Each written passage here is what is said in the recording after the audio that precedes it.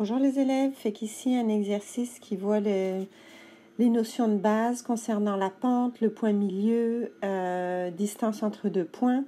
Donc on commence avec la première question. On a deux points A de 7, B. Donc A de 7, B 5, 11. Et la première question nous demande de trouver la pente du segment de droite AB. On va commencer par faire un petit graphique. Donc, on a le point A de 7, le point B 5, 11, la droite qui passe par les deux points et on cherche la pente qui est en quelque sorte l'inclinaison de la droite. Vous dites souvent en anglais rise over run. Moi, j'aime dire en français monter divisé par avancer, qui est en fait mathématiquement delta y divisé par delta x. Donc ça nous donne le ratio de, à chaque fois que delta y augmente, disons de une unité, delta x va avancer de combien d'unités. IB nous donne une formule pour ça, donc on commence avec nos deux points, parce que dans la formule que IB nous donne, nous avons y2 moins y1 divisé par x2 moins x1. D'accord? Et ici, on se dit, mais comment je sais lequel est mon y2, lequel est mon x2, mon x1, etc. Donc, ce qu'on fait, en fait, tu as le choix. Tu as deux points. Tu as le point 1, le point 2. Donc, tu décides. Donc, on peut décider, nous, que c'est A est notre point 1. Donc, on a x1, y1. Et B est notre point 2. Donc, x2, y2. Donc, on a tout simplement à appliquer la formule. Donc, ici, on a la formule M que j'ai recopiée finalement. M égale y2 moins y1 divisé par x2 moins x1. Donc, si on regarde cette formule en haut, y2 moins y1, c'est notre delta y ici, notre delta y. Donc, y2 moins y1, donc ça va être 11 moins 7, donc cette hauteur-là, divisé par x2 moins x1, qui est notre delta x. Donc, en x, ça va donner 5 moins 2, et qui va être exactement notre taux de variation, en fait, en x. Donc, si on continue ici, notre m, en substituant les valeurs, comme je viens de vous dire, donc c'est 11 moins 7 divisé par 5 moins 2 ici, qui donne 4 tiers. C'est aussi simple que ça pour trouver une pente. Si on avait fait de l'autre façon, si on avait décidé que B était notre point 1 et A était notre point 2, on va le faire juste une fois pour voir que ça donne la même chose, mais évidemment, ce n'est pas nécessaire à chaque fois. Donc ici, j'ai x1, y1 pour B et x2, y2 pour A.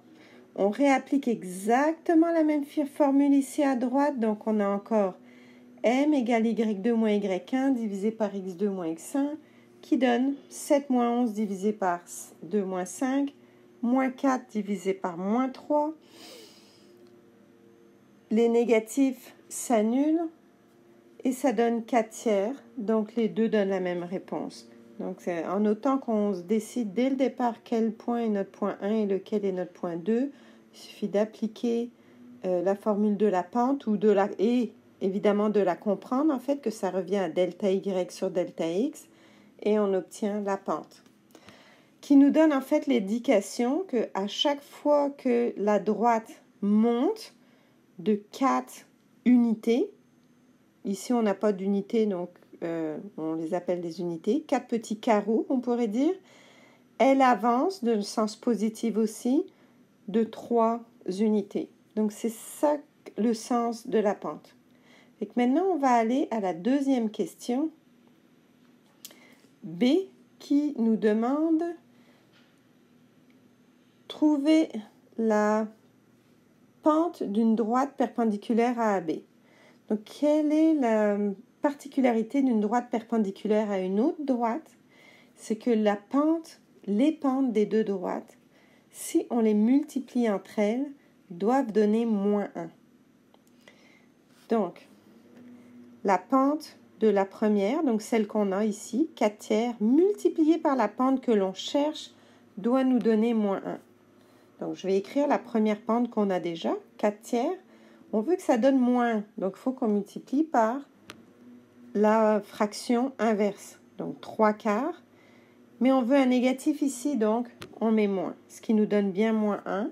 Donc, la pente perpendiculaire à la droite passant par AB ici, donc la pente d'une droite qui serait perpendiculaire ici, aura une pente, la pente sera de, moins 3 quarts.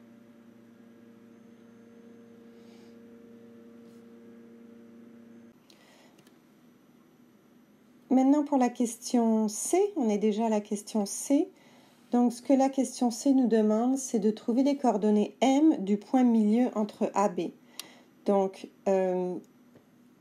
votre formulaire, votre cahier de formule IB vous donne la formule, les coordonnées du point milieu, donc la formule des coordonnées du point milieu. Donc on voit que pour entre deux points, le point 1, x1, y1, 2, x2, y2, les coordonnées du point milieu sont x1 plus x2 divisé par 2 en x et en y, y1 plus y2 divisé par 2 en y, ce qui est assez logique. Donc on va faire un petit dessin, on va commencer donc par une méthode graphique. Donc je commence avec à placer mon premier point A, puis mon deuxième point B. Ce qu'on veut ici, c'est trouver le milieu. Donc on voit qu'ici, entre 7 et 11, le milieu va être 9. Donc ça va être mon coordonnée en Y pour le point milieu du segment. Ici, en X, le milieu entre 2 et 5, ici se situe à 7 demi. Avant 2, on a 4 demi plus 3 demi, entre 1,5 entre 2 et 5.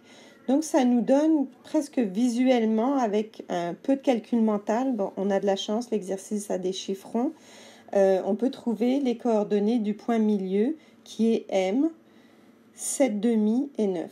Mais si on veut le faire maintenant avec la formule, donc c'est notre deuxième méthode, on commence donc par écrire la formule que IB nous donne pour les coordonnées du point milieu, donc en X ici, les coordonnées du point milieu en X, et ici les coordonnées du point milieu en Y.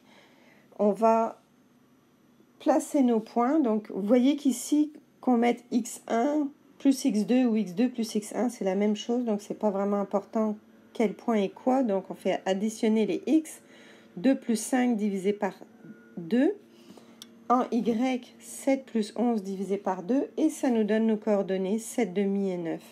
Donc notre réponse, c'est bien, les coordonnées du point milieu M sont 7 demi et 9. La question D maintenant, c'est-à-dire trouver la distance entre A et B, distance entre deux points, donc c'est la même chose que dire la longueur du segment, donc la longueur du segment de droite AB. On a pour nous aider une formule IB, dans le livret de formule IB, bon, qui est plus ou moins utile parce qu'en fait c'est Pythagore que vous connaissez depuis toujours, donc la distance entre ces deux points est donnée ici par cette formule. Je vais vous expliquer, on va faire un petit dessin et vous allez voir que c'est directement sorti de la poche de Pythagore. Donc si on place nos deux points, x1, y1 et x2, y2 de façon générale, donc la distance entre les deux points D, les coordonnées, donc si pour connaître la distance, je peux tracer un triangle rectangle. Et on voit ici que en x, la distance ici, donc Pythagore nous dit que d au carré est égal à ce côté-ci au carré, qui est en fait x2 moins x1, donc x2 moins x1 au carré, et en y, y2 moins y1 au carré. Donc ça, c'est pour Pythagore.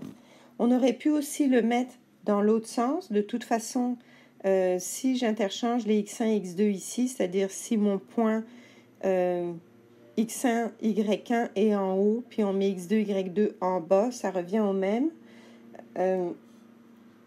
j'aurais pu écrire la formule de cette façon. Parce que comme chaque longueur est mise au carré, si à l'intérieur c'est négatif ou positif, ça va nous donner la même valeur. Donc ici en bleu, c'est la façon dont IB nous la présente. Donc c'est exactement la même chose, sauf que le D est mis à la racine pour l'isoler. Donc on commence maintenant. On va commencer donc à appliquer Pythagore pour trouver la distance entre deux points. Nos deux points sont 2, 7 et 5, 11. Et je décide que x1, y1 et x2, y2 sont ces valeurs-là, mais j'aurais pu le mettre aussi à l'inverse. Donc on commence par écrire la formule avec les points. Donc ici, mon x1 c'est 2, mon x2 pardon, c'est 5. Ensuite mon y1 c'est 7, mon y2 c'est 11. Et je fais simplement les calculs, donc racine de 9 plus 16. On voit que ça nous donne toujours une racine positive, parce qu'ici, d'abord, on additionne, et ici, on a des carrés. Racine de 25 qui nous donne 5. Donc, la distance entre le point A et B est bien 5. Dernière question. Trouver les coordonnées du point C, XY, si B est le centre du segment AC. Donc, on va encore utiliser deux méthodes, une graphique, une plus algébrique, mais même si vous utilisez la méthode algébrique, je vous suggère vraiment de faire un petit croquis pour comprendre ce qui se passe. Donc, on commence avec le petit croquis et notre première méthode. Donc, on va placer nos points. Donc, le premier point ici, c'est le point A, de coordonnées 2, 7, et le deuxième point, le point B, de coordonnées 5, 11. Et en fait, on est à la recherche de ce fameux point C ici, tel que B est au centre de AC. Donc, si B est au centre de AC ici, on sait que les distances en X, de 2 à 5, j'ai 3, mais B est au centre. Donc, automatiquement, C va se trouver à plus 3 plus loin sur l'axe des X. Donc, X, le coordonné de C, le coordonné de C sur l'axe des X va être 8. Pour Y, on voit que c'est la même chose. Donc, de 7 à 11, j'ai 4. C'est le centre. Et C à l'extrémité, donc 4 plus loin. Donc, à 15. Ce qui nous donne les coordonnées de C, 8, 15. Donc maintenant, si on le fait de façon algébrique, donc la deuxième méthode, on utilise la formule qu'IB nous donne pour le point milieu. Donc on sait que le point milieu, c'est x1 plus x2 divisé par 2, y1 plus y2 divisé par 2. Ce qui est la logique, en fait, c'est exactement ce qu'on vient de faire graphiquement. Donc ici,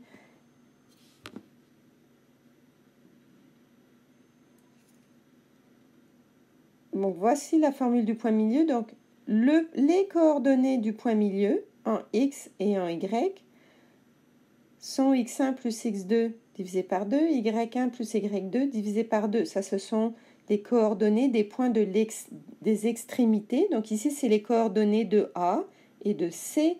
Et ici, on a les coordonnées de B. Donc, ce qu'on connaît, c'est les coordonnées de B. Donc, on connaît B ici. Mais ce qu'on ignore, ce sont les coordonnées du point C. Donc, on connaît les coordonnées de B, 5, 11, et on ignore les coordonnées de C qu'on a mis ici, X et Y. Ça, c'est l'extrémité C, puis 2 et 7, c'est l'autre extrémité A. Donc, on voit que les coordonnées en X pour le point milieu correspondent, donc le 5 doit correspondre à cette équation-là, 2 plus X sur 2. De la même façon, pour les coordonnées en Y, 11 doit correspondre à l'équation du coordonné en Y. Il y a une petite erreur ici, ça ne doit pas être un plus, mais une virgule. Donc, je disais du coordonné en Y, donc c'est-à-dire 11 peut être équivalent à 7 plus y divisé par 2. Donc, on commence avec x, on pose l'addition, 5 est égal à 2 plus x divisé par 2. Ce qu'on a ici, donc si on résout, ça donne 10 est égal à 2 plus x, pour finir avec x égale 8. Si je fais la même chose en y, on se retrouve avec 11 est égal à 7 plus y divisé par 2.